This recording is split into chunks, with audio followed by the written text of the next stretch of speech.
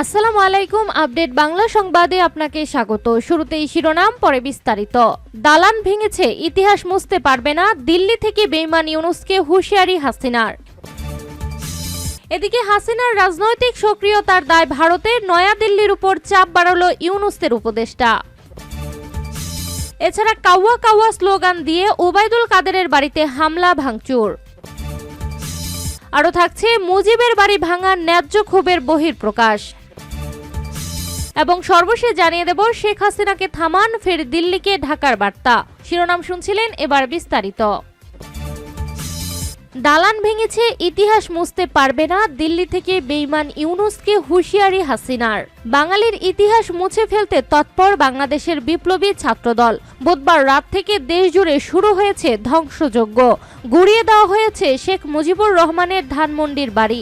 জেলায় জেলায় ভাঙা হচ্ছে মুজিবের মূর্তি সহ বঙ্গবন্ধুর যাবতীয় স্মৃতি। এমনকি হাসিনার বাসভবনে সুধা সনদেও আগুন দিয়েছে উত্তপ্ত জনতা। এদিকে বুধবারই ছিল আওয়ামী লীগ সরকারের পতনের 6 মাস। এই দিন বাংলাদেশের অন্তর্বর্তী সরকারের বিরুদ্ধে ফের মুখ খুললেন দেশের প্রাক্তন প্রধানমন্ত্রী শেখ হাসিনা। 58 মিনিটের ভাষণে হাসিনার গর্জন, ইতিহাস প্রতিশোধ নেয় বঙ্গবন্ধুর হৃদয়ে। দালান ভাঙলেও ইতিহাস মুছতে পারবে না। দিল্লি থেকে ভিডিও বার্তায় বেঈমান ইউনূসকে রীতিমতো হুঁশিয়ারি দিয়েছে হাসিনা। তিনি বলেন, লাখো শহীদের রক্তের বিনিময়ে আমরা যে সংবিধান, স্বাধীনতা, পতাকা পেয়েছি তা কয়েকজন বুলডোজার দিয়ে গুড়িয়ে দিতে পারবে না। এই শক্তি তাদের এখনো হয়নি। এটি তাদের দুর্বলতার প্রকাশ। তারা দালান ভাঙতে পারে, কিন্তু ইতিহাসকে ধ্বংস করতে পারে না। ইতিহাস যে প্রতিশোধ নেয়, এই কথা তাদের মনে রাখতে হবে। যারা এইসব করেছে তারা হীন মনের পরিচয় দিচ্ছেন। তাদের হয়তো বাংলাদেশের স্বাধীনতা পছন্দ নয়, পাকিস্তানিদের অধীনে থাকা এবং পদলেহন করাটাই হয়তো তাদের পছন্দ। দেশবাসীকে হাসিনা মনে করিয়ে দেন, ধানমন্ডির 32 নম্বর বাড়ি থেকে জাতির পিতা স্বাধীনতার ঘোষণা দিয়েছিলেন।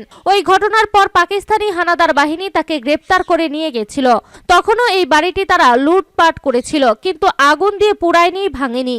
কার্যত পাকিস্তানি হানাদারদের সঙ্গে আজকের জামাত পরিচিত ইউনূস সরকারের তুলনা টানেন বাংলাদেশের প্রাক্তন প্রধানমন্ত্রী।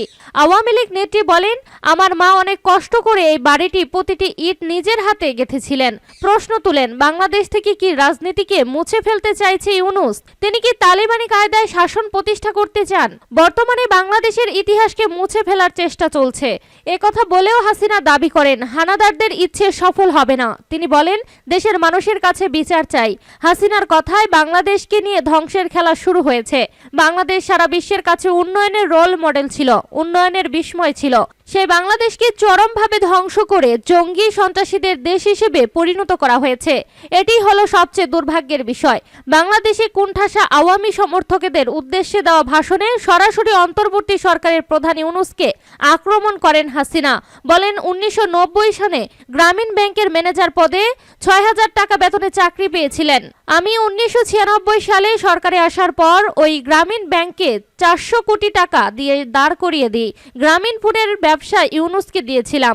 আমার কাছে বারবার ধর্ণা দিয়েছিলেন। তিনি বলেছিলেন সেখান থেকে লাভের অংশ গ্রামীণ ব্যাংকে যাবে, কিন্তু তা যায়নি। তিনি আর্থিক দুর্নীতি করেছেন। তার ক্ষমতার লোভ আজ বাংলাদেশকে ধ্বংসের দিকে নিয়ে এসেছে। ছাত্র সমাজের প্রতি যে তার কোনো রাগ বা অভিযোগ নেই, সেই বার্তাও দিয়েছেন আওয়ামী নেত্রী। হাসিনা বলেন, সাধারণ ছাত্রছাত্রীদের প্রতি আমাদের কোনো রাগ নেই, অভিযোগ নেই। আমি জানি তোমাদের বয়সটা এই রকম। তার পরামর্শ, সাধারণ ছাত্রছাত্রীদের এইসবের থেকে দূরে থাকা উচিত। তারা যেন এই ধ্বংসযজ্ঞে অংশ না নেয়। তিনি দাবি করেন, ব্যাপক উস্কানির পরেও এই গোলমালের মধ্যে সব ছাত্র প্রবেশ করেনি, এটাই আসার কথা। হাসিনার রাজনৈতিক সক্রিয়তার দায় ভারতের, নয়াদিল্লির উপর চাপ বাড়ালো ইউনূসের উপদেষ্টা। হাসিনাকে নিয়ে ভারতের উপর ফের চাপ বাড়ানোর চেষ্টা ইউনূসের উপদেষ্টার। যদি ভারতে বসে শেখ হাসিনা কোনো রাজনৈতিক কার্যক্রম চালান, তাহলে তার দায় ভারতকে নিতে হবে। বুধবার বাংলা একাডেমির কবি শামসুর রহমানের কক্ষে আয়োজিত অনুষ্ঠানে এমনই হুঁশিয়ারি সুর শোনা গেল অন্তর্বর্তী সরকারের তথ্য সম্প্রচার মন্ত্রণালয়ের উপদেষ্টা নাহিদ ইসলাম। নাহিদ ইসলাম বলেন, ভারত শেখ হাসিনাকে আশ্রয় দিয়েছে, এটা নিয়ে তাদের বক্তব্য রয়েছে। আমরা সেটা তাদের থেকে জানতে চাই। অন্যদিকে শেখ হাসিনা যদি ভারতে বসে কোনো রাজনৈতিক রাজনৈতিক কার্যক্রম চালায় তার দায় ভারতকে নিতে হবে এবং অবশ্যই এই কর্মকাণ্ডের দায় হিসেবে আমরা ভারতের কাছে জবাবদিহি চাইব। নাহিদ ইসলামের আরও বক্তব্য, আওয়ামী লীগের নেতাকর্মীরা ভারতে বসে ভয় ও আতঙ্ক সৃষ্টি করছে। আমরা বলতে চাই, আতঙ্ক কমিয়ে লাভ নেই। ফেব্রুয়ারি মাস জুড়ে ছাত্র জনতা মাঠে আছে, মাঠে থাকবে। এর আগে নাহিদি বলেছিলেন, অন্তর্বর্তী সরকার নিয়ে বিএনপির কথার টোন আওয়ামী লীগের সঙ্গে মিলে যাচ্ছে। নাহিদ ইসলাম একই সঙ্গে তিনি রাজনৈতিক দলে যোগ দিলে সরকার থেকে বের হয়ে যাবেন বলেও এক সাক্ষাৎকারে এই তথ্য জানান বিবিসিকে।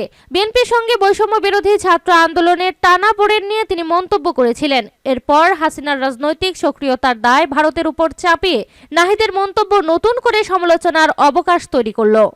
কাওয়া কাওয়া স্লোগান দিয়ে ওবায়দুল কাদেরের বাড়িতে হামলা ভাঙচুর।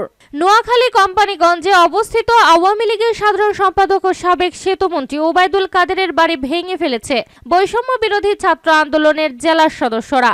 বৃহস্পতিবার 6 ফেব্রুয়ারি দুপুর 1টায় কোম্পানিগঞ্জ উপজেলার বসুরহাট পৌরসভা 1 নং ওয়ার্ডের বড় রাজাপুর গ্রামে মিয়া বাড়িতে হামলা চালান তারা। এ সময় তাদের নারে তাকবীর, আল্লাহু আকবার ও কাওয়া কাওয়া স্লোগান দিতে দেখা যায়।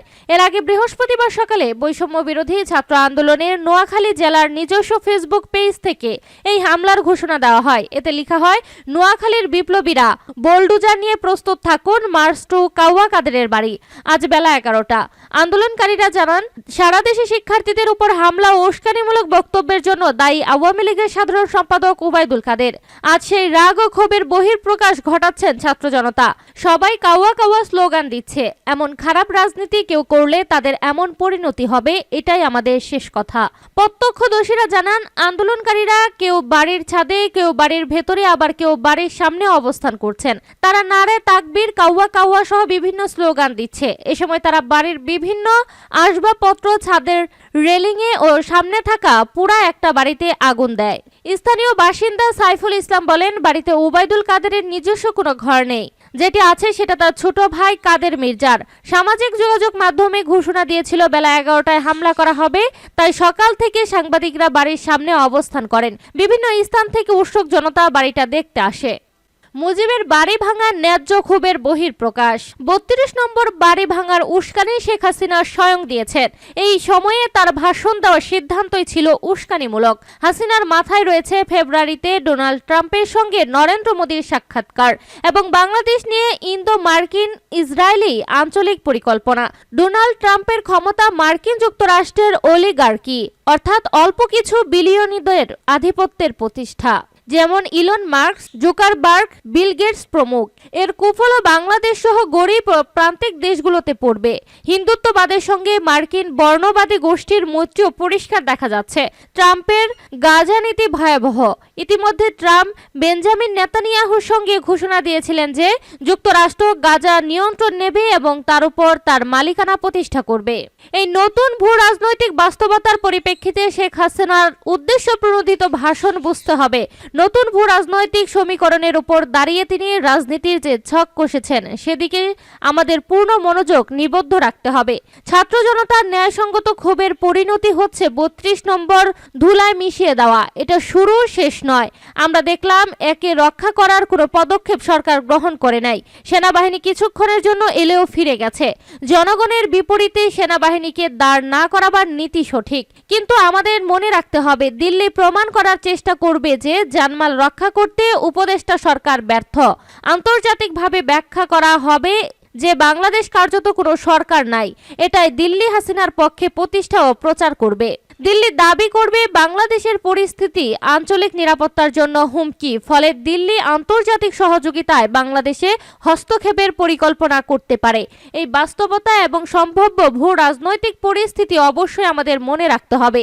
যদি আমরা সামনের দিনে আরো গভীর সংকটে পতিত হওয়া থেকে মুক্ত থাকতে চাই, তাহলে অবিলম্বে শেখ হাসিনার সংবিধান বাতিল করে পূর্ণ ক্ষমতা সম্পূর্ণ অন্তর্বর্তীকালীন সরকার গঠন করুন। নতুনভাবে বাংলাদেশ গঠন করার প্রক্রিয়া শুরু করুন। এটা পরিষ্কার ফ্যাসিস্ট সংবিধান বহাল রাখার শপথ করে আমরা আদতে ফ্যাসিস্ট রাষ্ট্র ব্যবস্থা কায়েম রেখেছি। এটা কিছুতেই গ্রহণযোগ্য হতে পারে না। বাড়ি ভাঙলাম অথচ শেখ হাসিনার বানানো ফ্যাসিস্ট রাষ্ট্র ব্যবস্থা পুরোপুরি কায়েম রাখলাম, এটা কি হয়? শেখ হাসিনাকে থামান, ফের দিল্লিকে ঢাকার বার্তা। ভারতে অবস্থানরত বাংলাদেশের সাবেক প্রধানমন্ত্রী শেখ হাসিনা যেন বক্তব্য না দেন, সেজন্য ঢাকাস্থ ভারতীয় ভারপ্রাপ্ত হাই কমিশনকে ডেকে প্রতিবাদ নোট দিয়েছে পররাষ্ট্র মন্ত্রণালয়। বৃহস্পতিবার 6 ফেব্রুয়ারি সাংবাদিকদের সঙ্গে মতবিনিময়কালে এই তথ্য জানান অন্তর্বর্তী সরকারের পররাষ্ট্র উপদেষ্টা মোহাম্মদ তৌহিদ হোসেন। তৌহিদ হোসেন বলেন, ভারতকে আমরা লিখিতভাবে অনুরোধ করেছি শেখ হাসিনাকে সংযম করার জন্য যেন উনি এই ধরনের বক্তব্য না দেন, যেটা বাংলাদেশের বিপক্ষে যাচ্ছে। আমরা এটার কোনো জবাব পাইনি এখনো। আমরা আজ আবার গত কয়েকদিনের কার্যকলাপের কারণে আরেকবার তাদের প্রতিবাদ নোট দিয়েছি। ভারপ্রাপ্ত রাষ্ট্রদূতকে ডেকে প্রতিবাদ নোটটি দিয়েছি এবং আমরা আবারও অনুরোধ করেছি যেন তাকে থামানো হয়, কারণ তার যে বক্তব্য প্রধানত মিথ্যা। উনি সেই সব কথা উল্লেখ করছেন যেটা এক ধরনের অস্থিতিশীলতা উস্কে দিচ্ছে বাংলাদেশকে। এজন্য আমরা অনুরোধ করেছি এই অনুশীলনটা বন্ধ করার জন্য।